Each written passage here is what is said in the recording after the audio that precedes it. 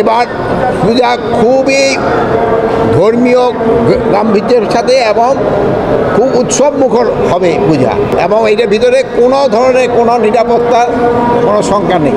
এটা কিন্তু একটা ধর্মীয় অনুষ্ঠান, এটার কিন্তু পবিত্রতাও একটা রক্ষা করতে হবে, এবং এই সব ধর্ম মিলে যেন এখানে একভাবে কাজ করতে পারে এই ব্যবস্থা করা হয়েছে। এখানে কোনো ধরনের এই নিরাপত্তার ঝুঁকি আমার থেকে তো এরা বলতে পারবে, এরা তো বললো কোনো নিরাপত্তার ঝুঁকি নাই, এবং প্রত্যেক জায়গায় কিন্তু সিসিটিভির ব্যবস্থা করা হয়েছে।